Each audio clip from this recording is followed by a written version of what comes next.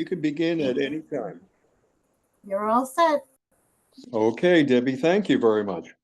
My name is Fred Chase, and I will call to order this meeting of the Rules and Procedures Committee of the Bridgewater Town Council. Today is Wednesday, November 13th. It is 7 p.m. And joining me together at the remote meeting today by Zoom are the two other members of the Rules and Procedures Committee, Councilor Brad McKinnon and Councilor Paul Murphy. So good evening, everyone. And I will call the meeting to order. And the first item on our agenda is for the approval of minutes from the meeting of October 8th, 2024. I would entertain a motion for approval. So moved. Thank you. Second. Thank you very much. And Deb, we'll need to have a roll call. Of course. Councilor McKinnon, Yes. Councilor Murphy, Yes. and Councilor Chase. Yes. 3 in favor, 0 opposed. Thank you very much. And with item A and B out of taken care of now, we can turn to public comment. We are scheduled to hold a public comment period. Deb, are there any members of the public joining us tonight? There are none. Okay, thank you. Then we can dispense with the public comment period. Item D of our agenda calls for two items of legislation which have been referred to the committee. And the first is proposed ordinance D FY 25-006 Bridgewater Town Charter Amendment for Gender Neutral Language. And I note that this item had been brought before the council by Councilor Murphy. And Paul, if you'd care to offer any introductory comments or anything at all to say, you're free to do so. Thank you, Councilor Chase. Not too much to add. This just changes the language that was previously in the charter when it referenced the town manager as a he to now be gender neutral language when referencing them. That's great. I appreciate that. I do have just one question. I had previously looked through the charter myself. I can't say 100%, but just upon reading this when the proposed ordinance was first introduced, I did not find any other instance in the charter of use of gender-specific language.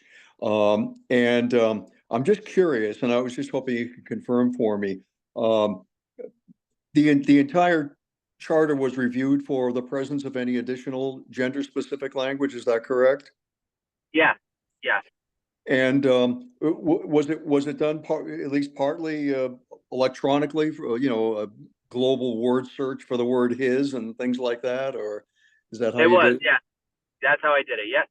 Okay. All right. That's great. That's terrific. The only reason I ask, obviously, is you know that this is going to require this will constitute a charter amendment, and as such, it not only requires approval by the council, but by the state legislature and by the voters of the town of Bridgewater. So accordingly, and as we know from recent discussions in the council, this is a very lengthy procedure and very, very time consuming and somewhat expensive procedure. So I wouldn't want, to have found out a couple of years down the road that we missed entire sections where gender specific language was included. So I thank you very much for your comprehensive look at that. And I feel confident that we can proceed ahead without having missed anything. So are there any other comment or questions from either counselor? None from me. As long as Paul did the work that he's saying, I got no problem with that. Because as you said, it wouldn't be good for us to do this and then find out there's more sections down the road. Because we all know it can sit the legislator for a little bit too, just on top of however long it takes for us. So it'd be good to get this done and out there. That's right. I agree with you, but I think that we can be confident that it was well cared for. So I appreciate your work on that, Paul. And if there are no other comments or questions, I would entertain any motion that you care to advance. I'd entertain a motion to recommend this to the council. Okay, there's a motion, and do I hear a second? I'll second. Yes. Okay, very good. We have a motion and a second, and Deb, if you would kindly give us a roll call? Of course. Counselor Chase, Yes. Counselor Murphy, Yes. and Counselor McKinnon. Yes. 3 in favor, 0 opposed. Thank you all very much, so that we can advance this to the council with this recommendation for approval. And Paul, thanks again once for your work on this. And moving to the second item on our agenda, it's proposed ordinance DFY 25007, acceptance of Mass General Laws, Chapter 33, Section 59, military service on salary, seniority, and leave allowances for public employees. So the short story with this item, which has been brought forward by President Perry, is that passage of this proposed ordinance would enable the town to continue compensation, I guess I'll put it that way, for any town employees who are also subject to military service that calls them to be away from their town duties. And I have taken a look at the statute involved. That is Chapter 33, Section 59, which is fairly brief, but just to give you a little overview, it breaks down into several categories of military service. One, for example, for reservists, one section for National Guard service, et cetera. I think there's another section here for, active duty. And so what it means is simply that for a period of not more than 40 days, the town would continue compensating employees with their regular salary. Their benefits would not change or be interrupted at all. Their seniority status would not change or be interrupted. And for the period after 40 days, if they're still away from their town job in military service, the town would just be required to pay the difference between their military pay and their town compensation, just to make them whole, and so that they're not losing any money by virtue of their service and time away. So that's in just a nutshell what this is all about. And it does require, Chapter 33, that is, Section 59 does require, and I'll just read this paragraph, an employee of a county, city, or town which, by vote of its county commissioners, city council, or inhabitants at a town meeting, has accepted this section or similar provisions of earlier laws, shall be entitled to the benefits and protections of this section or the benefits of the accepted earlier law. So it's just making the point that the town does need to opt into this. So this is actually very much like the Mullen Rule that we've just dispensed with very recently. The town needed to opt into that in order to take advantage of it, and that's what's happening here as well. I was actually rather surprised. I did put the question out to, only today, by the way, I put the question out to Laurie, our town finance director, to ask, gee, haven't we always been doing this anyway, like voluntarily? I haven't received an answer, and I'm sure I just caught her, at a busy time, and that's okay.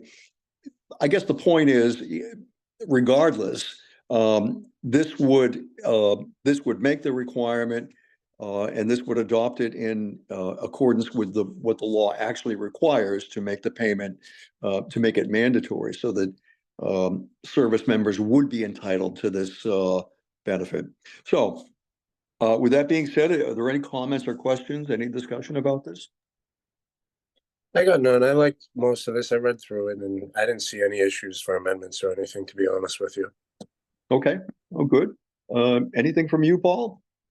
No, Councilor Chase, I actually had a similar question to what you just posed to the finance director, to our town manager, who did confirm with me a few weeks back that we had been doing this. And so this seemed like more of a formality to get this in writing. That was my understanding, but I had a similar question a while back.